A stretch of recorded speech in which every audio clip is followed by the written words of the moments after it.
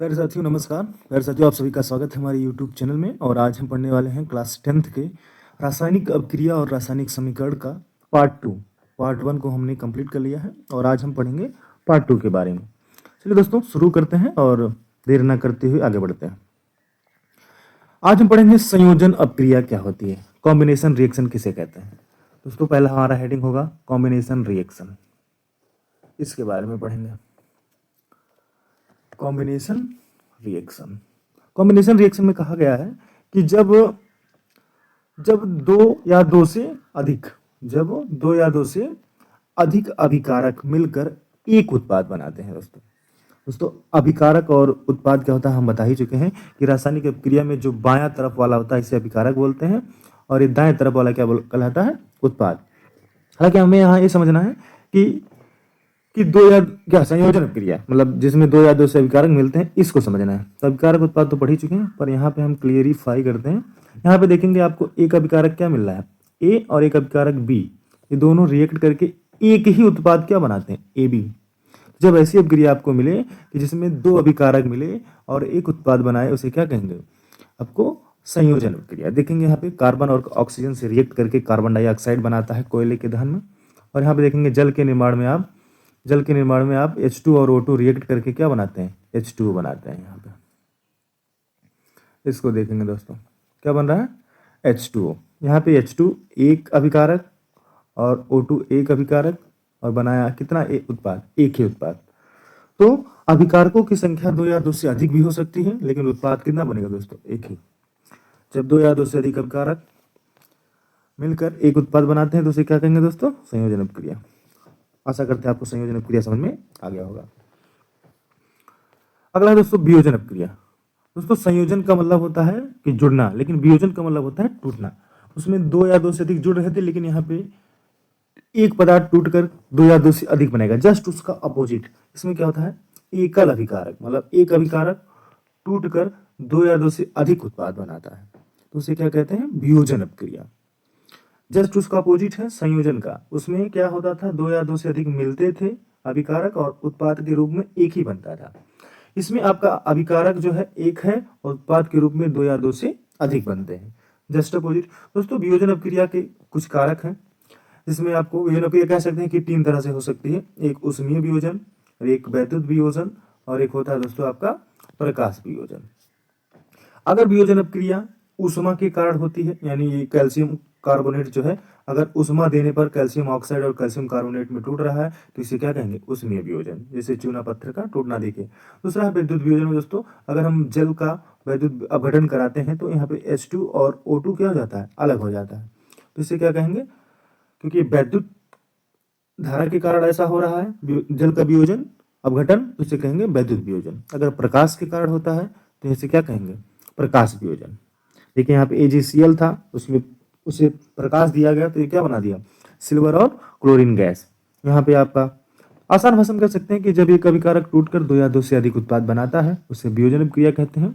और ऊष्मा के कारण अगर वियोजन अभिक्रिया होती है तो ऊष्मीय वियोजन, वैद्युत धारा के कारण होती है तो वैद्युत वियोजन, और प्रकाश के कारण अगर होता है तो प्रकाश वियोजन कहते हैं। दोस्तों आगे बढ़ेंगे, विस्थापन अभिक्रिया। विस्थापन अभिक्रिया में हम जानेंगे, विस्थापन अभिक्रिया में कहा जाता है कि जब अधिक क्रियाशील तत्व कम क्रियाशील तत्व को उसके यौगिक से विस्थापित कर देता है। अधिक क्रियाशील तत्व एलिमेंट क्या करता है, कम क्रियाशील तत्व को उसके यौगिक से क्या करते हैं दोस्तों, विस्थापित कर दे। इसको समझने की कोशिश करेंगे दोस्तों। जैसे देखेंगे हम यहाँ पे इस रिएक्शन में कि ये जो आयरन है Fe और यहाँ है कॉपर सल्फेट अभिकारक के रूप में, तो यहाँ पे अगर सक्रियता श्रेणी में देखा जाए तो आयरन क्या होता है, सक्रियता श्रेणी में ऊपर होता है, जबकि कॉपर क्या होता है, सक्रियता श्रेणी में नीचे होता है। यानी आयरन यहाँ अधिक क्रियाशील है और कॉपर क्या है, कम क्रियाशील है। तो अधिक क्रियाशील धातु या एलिमेंट कम क्रियाशील धातु या एलिमेंट को क्या करेगा, विस्थापित करेगा। आप ऐसे भी समझ सकते हैं कि अगर आप कहीं मान लीजिए कोई किसी जगह पे कोई कमजोर व्यक्ति बैठा है, तो उस कमजोर व्यक्ति को हटाने के लिए क्या करना पड़ेगा, कोई उससे ताकतवर व्यक्ति रहेगा तभी उसको हटा पाएगा। अगर उससे कम ताकतवर है तो नहीं हटा सकता। इसीलिए अगर इसको यहाँ से हटाना है तो इसको हटाने के लिए इससे ज्यादा ताकतवर होना चाहिए, यानी इससे ज्यादा पावरफुल होना चाहिए, ज्यादा क्रियाशील होना चाहिए। तो सेम वही हाल है यहाँ पे भी कि आयरन कॉपर को क्या कर देता है, विस्थापित कर देता है। क्यों? क्योंकि आयरन इससे ज़्यादा क्रियाशील है। और यहाँ पे देखेंगे दोस्तों क्या बना लेता है, आयरन सल्फेट बना लेता है, क्योंकि इसने कॉपर को क्या कर दिया, रिप्लेस कर दिया, और कॉपर क्या हो गया, स्वतंत्र हो गया, अकेला हो गया। तो यहाँ पे क्या हो गया, अधिक क्रियाशील कम क्रियाशील तत्व को उसके यौगिक से क्या कर दिया, विस्थापित करके उसकी जगह पे खुद चलाता है। तो क्या बना लेगा, आयरन सल्फेट और कॉपर।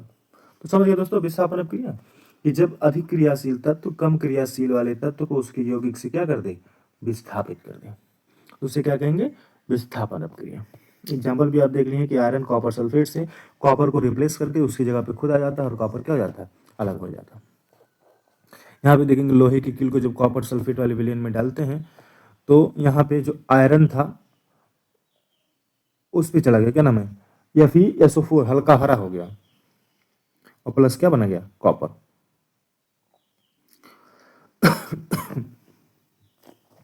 आगे बढ़ेंगे दोस्तों, द्विविस्थापन क्रिया, डबल डिस्प्लेसमेंट रिएक्शन देखेंगे।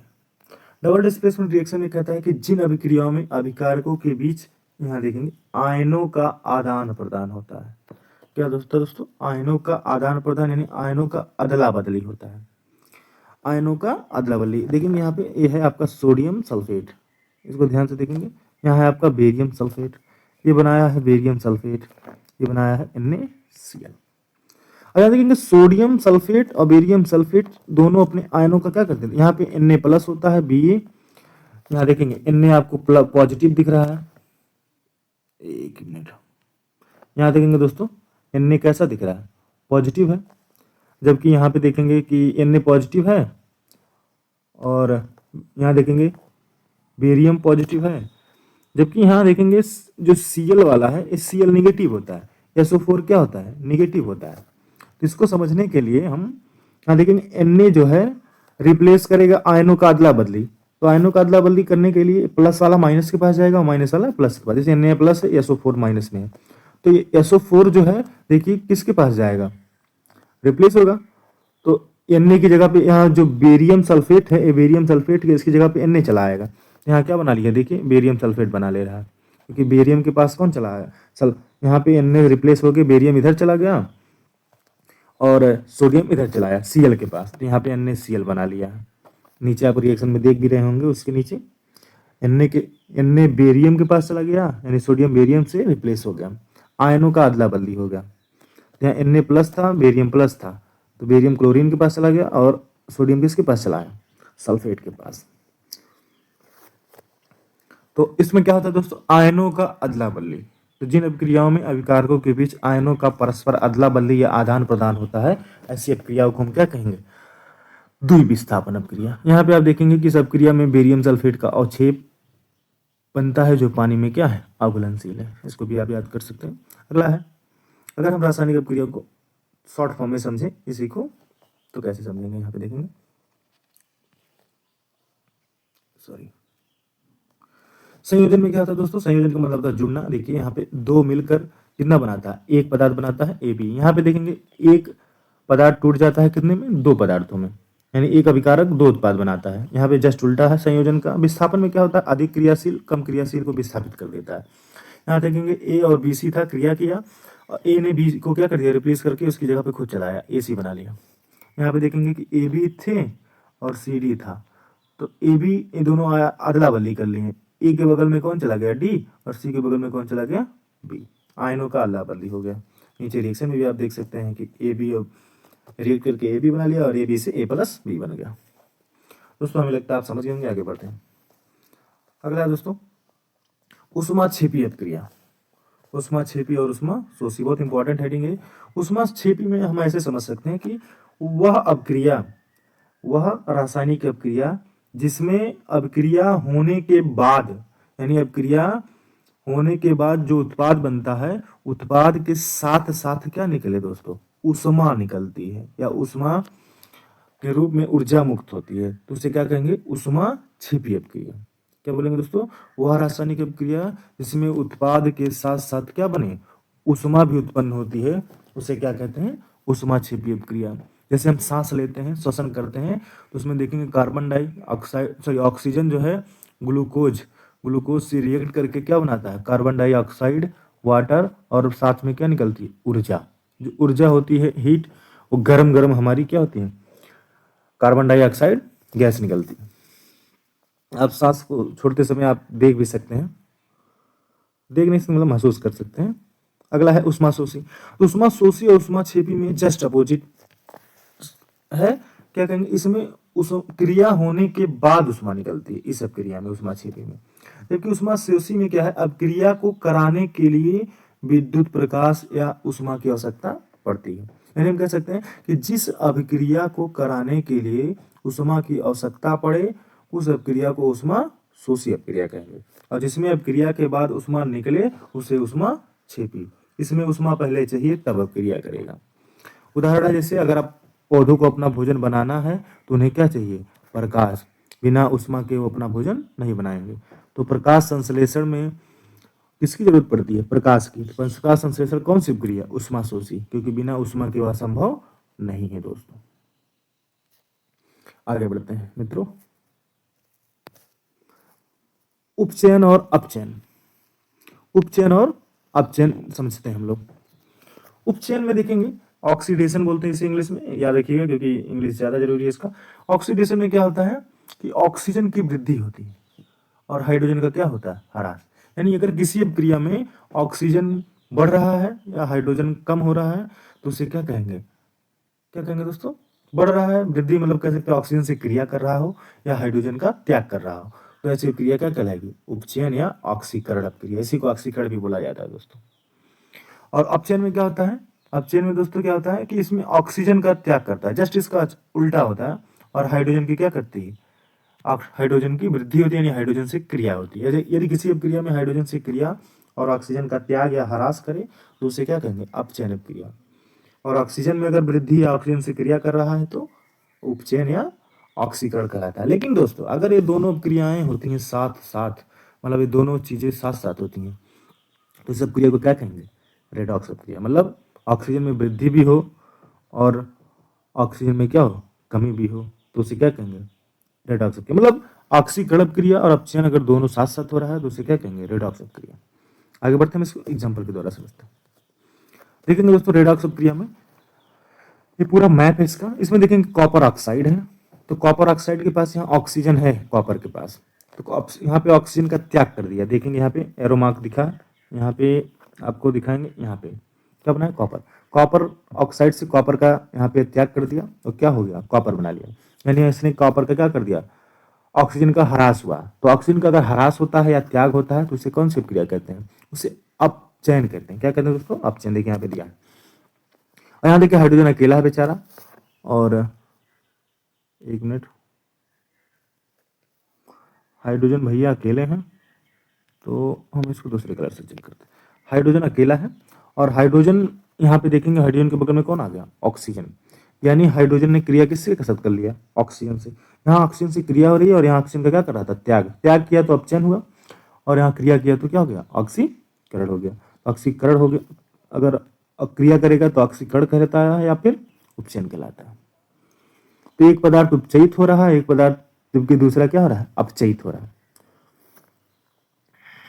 समझिए दोस्तों, अगर ऑक्सीजन का त्याग करेगा तो अपचयन, ऑक्सीजन से क्रिया करेगा तो ऑक्सीकरण। दैनिक जीवन में उपचयन के प्रभाव।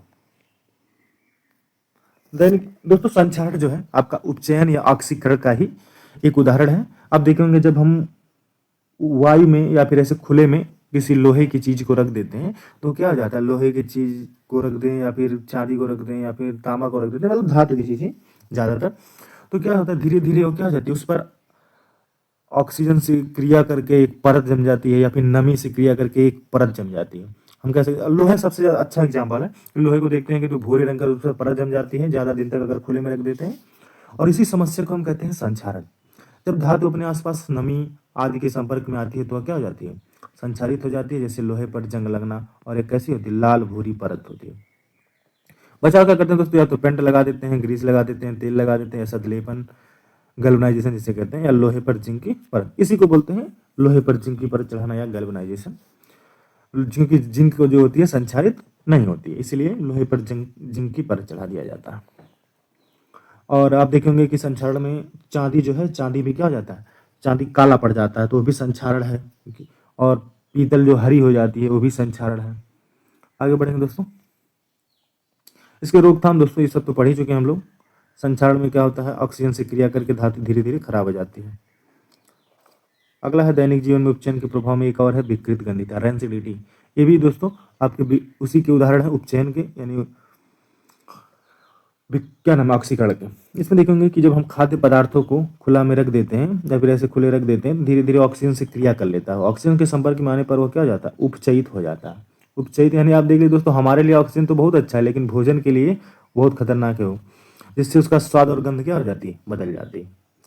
यानी ऑक्सीजन से क्रिया करने के बाद उसका स्वाद और गंध बदल जाता है। तो गंध बदल जाता है तो भैया यानी बदबू आने लगती है, तो खाने योग्य नहीं रख सकता। तो इसके बचाव के लिए हम इसमें क्या करते हैं, एंटीऑक्सीडेंट मिलाते हैं। क्या मिलाते हैं दोस्तों, एंटीऑक्सीडेंट। एंटीऑक्सीडेंट कह सकते हैं हम कि इसके बचाव के लिए ऐसी गैस का प्रयोग करते हैं जो क्या करे, ऑक्सीजन से क्रिया ताकि ना कर पाए। जिसमें ज्यादातर हम किसका यूज करते हैं, नाइट्रोजन। कौन सी गैस, नाइट्रोजन गैस। आप देखेंगे चिप्स की थैली में पहले हम क्या करते हैं, ऑक्सीजन घटाकर कौन सी गैस यूज करते हैं, नाइट्रोजन गैस। अगर नाइट्रोजन गैस चिप्स में ना भरा रहे तो चिप्स क्या होता है, बहुत जल्दी से खराब हो जाएगा, वो खाने योग्य नहीं रहेगा। आगे बढ़ेंगे मित्रों। विकृत गंधिता के उपाय क्या है दोस्तों। उपाय में आप देख ही सकते हैं कि आपको तो हम क्या करें, निर्वात पैकिंग करें, उसमें ऑक्सीजन बिल्कुल ना हो, या तो एंटीऑक्सीडेंट यहाँ देखेंगे नाइट्रोजन, या फिर उसको सुखा के रखें, पानी उसमें ना रहे, या प्रशीतन देखेंगे। निर्वात पैकिंग तो पढ़ ही चुके हैं। विकृत गंधिता में भोजन खराब होता है, पर रोकथाम के उपाय से उन्हें सुरक्षित रखा जा सकता है। आगे बढ़ेंगे दोस्तों। रासायनिक क्रिया दोस्तों ये सब तो